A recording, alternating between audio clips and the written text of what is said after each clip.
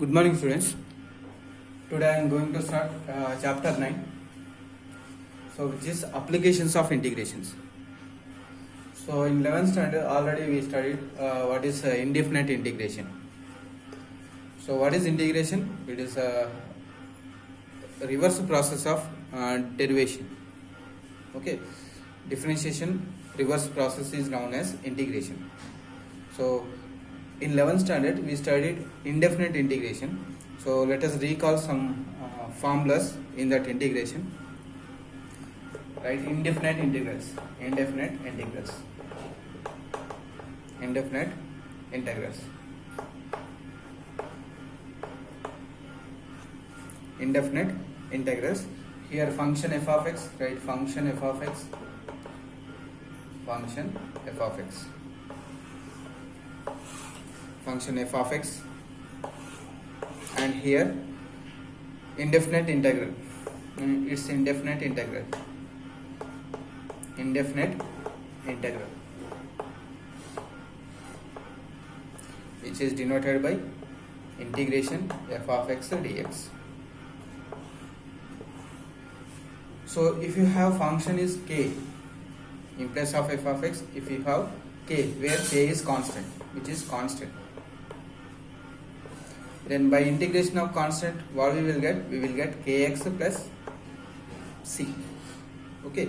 Suppose if you have ax plus b whole to the power of n, where a not equal to 0, b, ab are constants, ab are constants, and here n not equal to minus 1. So in place of f of x, if you have linear polynomial, it is ax plus b whole to the power of n. Then by integrating it, what we will get? We will get 1 by ax plus b whole to the power of n plus 1 by n plus 1 plus integrating constants. Okay.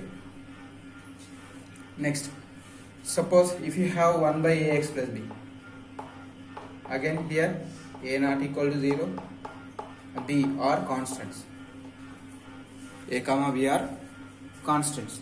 Then by integration, what we will get? We will get 1 by a log mod ax plus b plus c.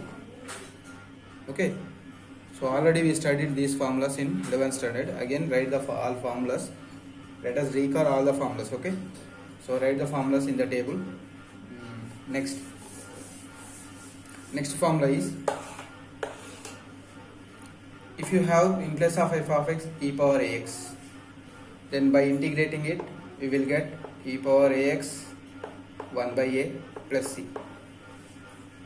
Okay, suppose in place of f of x, if you have sine of ax plus b, sine integration is minus cos ax plus b, and if you have any coefficient, x coefficient, write in denominator, plus c. If you have cos ax plus b, then integration of cos is sin ax plus b. If you have any coefficient in front of x, write in denominator, plus c. Right? So sin cos integrations formulas over. Now tan, if you have tan of ax plus b, by integrating it, what we will get? 1 by a log mod secant ax plus b. These are all formulas for indefinite integrals. Okay, so in this 12th standard we are going to learn definite integration. Okay, so in definite integration we will have the limits here, lower limit, upper limit, right? Now this is tan formula, and next cot ax plus b. By integrating cot ax plus b, what we will get? We will get 1 by a log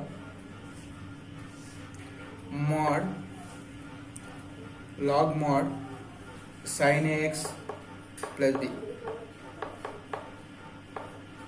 plus, suppose if the function is secant of ax plus b, Then integration of secant of ax plus b 1 by a log mod secant ax plus b plus tan ax plus b, tan ax plus b plus integrating constant c. Next, if you have cosecant ax plus b in place of f of x, if it is cosecant ax plus b, then by integrating it we will get 1 minus 1 by a log mod cosecant of ax plus b minus cot of ax plus b plus integrating constant c. So all trigonometric functions integrations formulas over. Now the function is in the form of 1 by a square plus x square. Then integration of this, we know 1 by a tan inverse of x by a, 1 by a tan inverse of x by a plus c. Next, if the function is 1 by a square minus x square, 1 by a square minus x square, then the integration is 1 by 2a log a plus x by a minus x plus integrating constant c, right? Suppose the function is 1 by x square minus a square, 1 by x square minus x square, then integration of this is 1 by 2a log mod x minus a by x plus a, x minus a by x plus a plus c. Suppose the function is 1 by root of, now under root, I am taking under root, previous formulas are without root, now with root. If it is, the function is 1 by root of a square minus x square, then what is the integration? Log, not log, for a square minus x square is sin inverse of x by a plus c. If it is under root of a square plus x square, if it is plus, then the integration of this function is log of mod x plus root of a square plus x square plus integrating constant c. Suppose the function is 1 by root of x square minus a square, then again log x plus root of x square minus a square plus integrating constant c. Okay, so in the denominator under root functions integrations are over. Now if under root in numerator, the formulas are, suppose the function is under root of a square plus x square, then the integration formula is x by 2 root of a square plus x square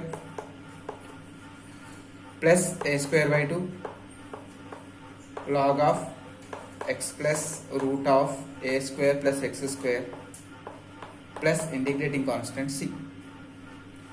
Suppose this is a square minus x square, the function is a square minus x square, then the formula is x by 2 square root of a square minus x square plus a square by 2 sin inverse x by a plus c, sin inverse x by a plus c. Suppose this is under root of x square minus a square, then the integration is x by 2 square root of x square minus a square, x square minus a square minus a square by 2 log x plus mod x plus root of x square minus a square plus integrating constant c. So these are the formulas already we studied in 11th standard. Okay, now in 12th standard we are going to learn definite integration. So definite integrals, first one definite integrals, right? Definite integrals as the limit of sum,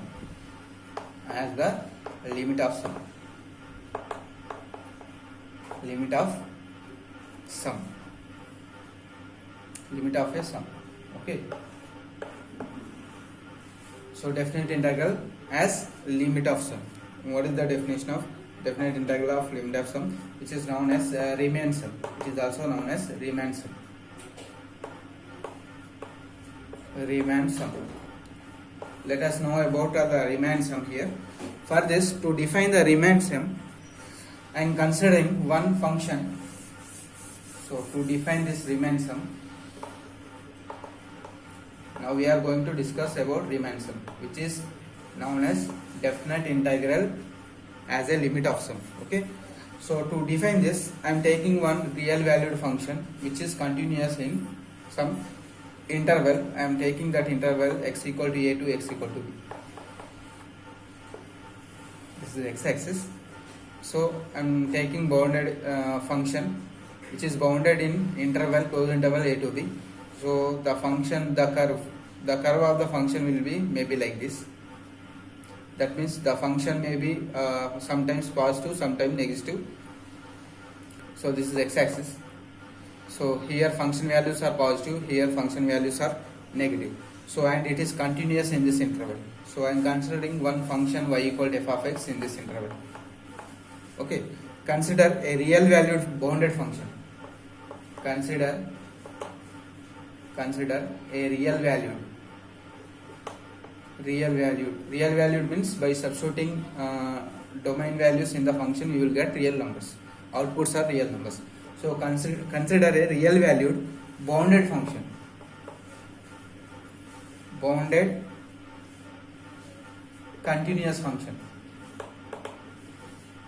Continuous function. Bounded continuous function f of x defined on, which is defined on closed and bounded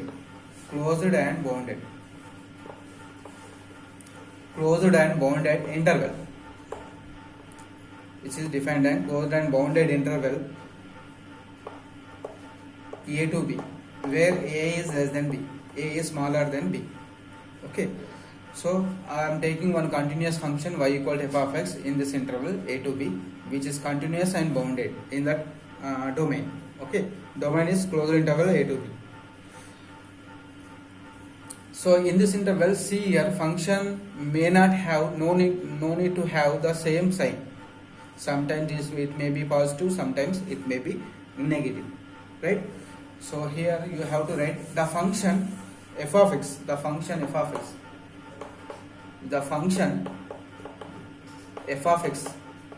need not have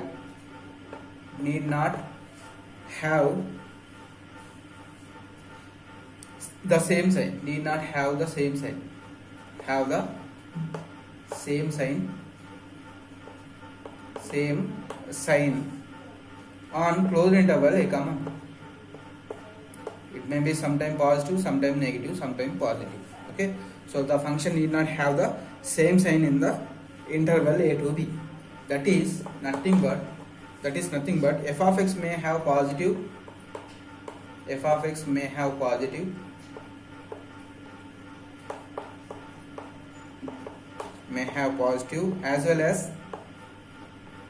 well as negative values on closed interval a to b. So the function may not have same sign in the entire domain. Sometimes it may be positive, sometimes it may be negative.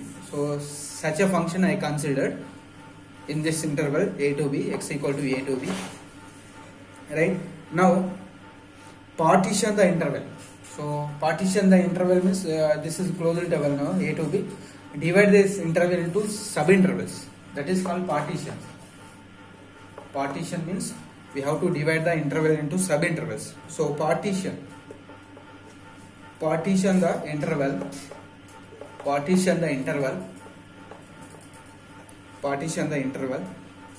a to b, closed interval a to b, into n sub-intervals.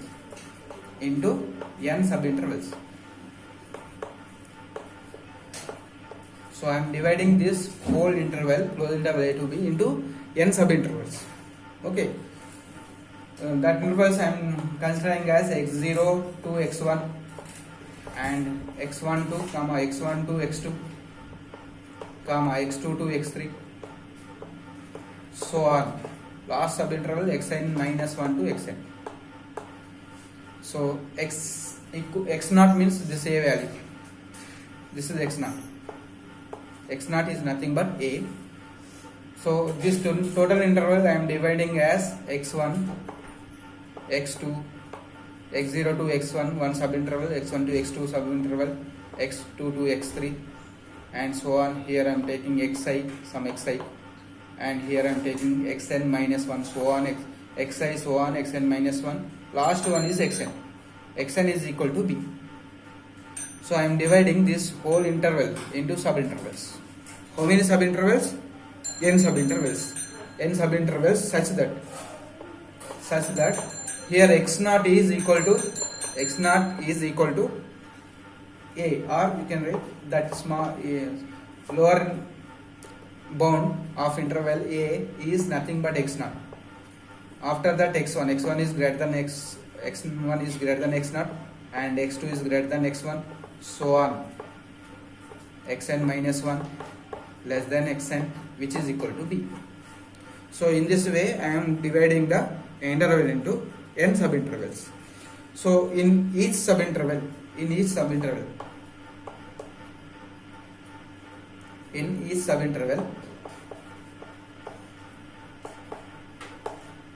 so we have n subintervals, no? In each subinterval, which I am denoting by xi minus 1 to xi. Here I equal to 1, 2, so on n.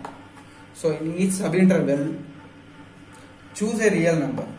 From each and every subinterval, choose a real number. We have to choose a real number.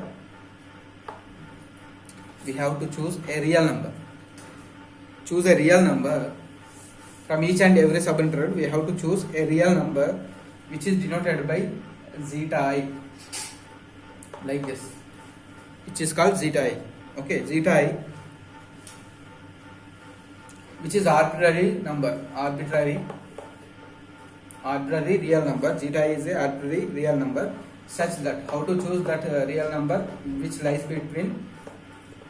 which is taken from the each subinterval, which lies between the lower bound and upper bound of the interval. So xi minus 1. Right? Now consider the sum. Now I am considering the sum. Consider the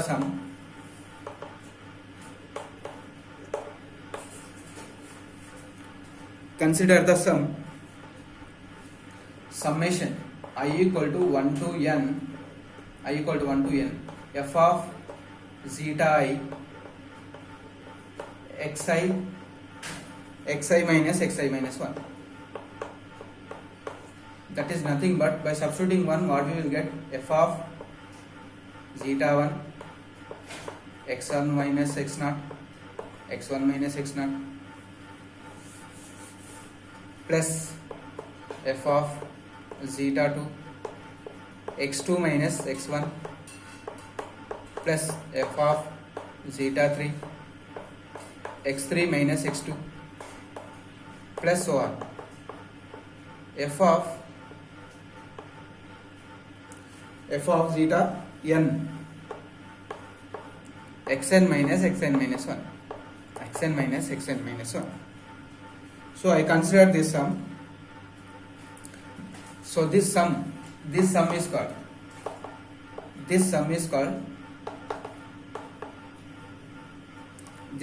called a Riemann sum of the function. Riemann sum of the function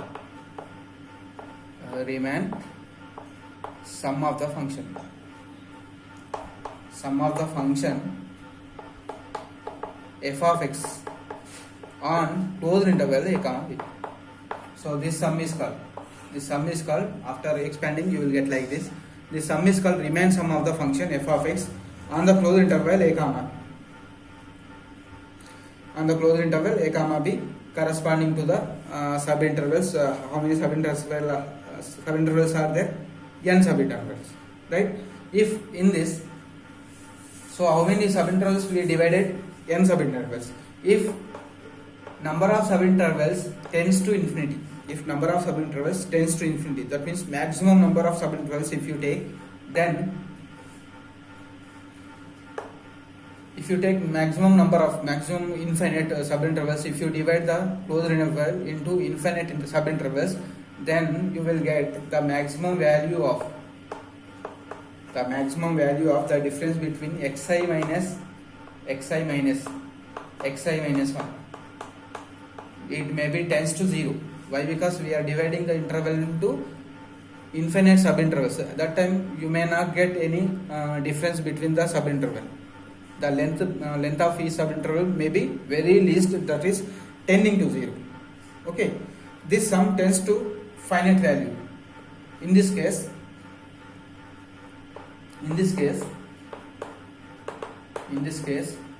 the sum, what sum? The Riemann sum. The Riemann sum tends to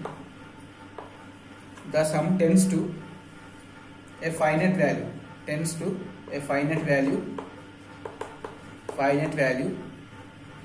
say capital A. That finite value I am taking as capital A. So here capital A is called. Here capital A is called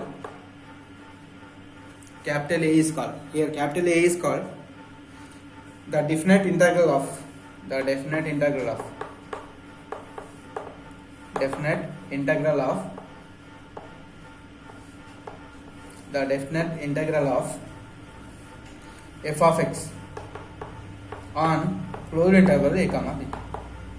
That capital A is called definite integral of f of x on closed interval a comma b. Also it is called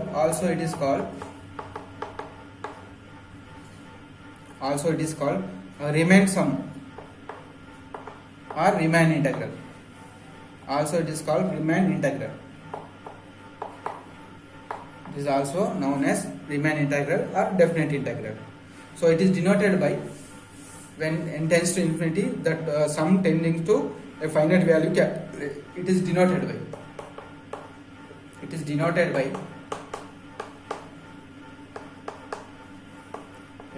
by integration a to b f of x dx. Integration, how to write? Integration of f of x from a to b with respect to x. Integration of f of x from a to b with respect to x. Read it as integration f of x with respect to x from a to b, right? So this value you will get as a. By integration you will get some a value here, right, which is denoted by a to b f of x dx. If a upper limit, the interval a equal to, in the interval lower limit upper limit both are equal, then the integration value, then the integration value a to b f of x dx, the Riemann sum or Riemann integral value will be 0. Okay, so we have 3 more definitions. Let us learn tomorrow. Okay.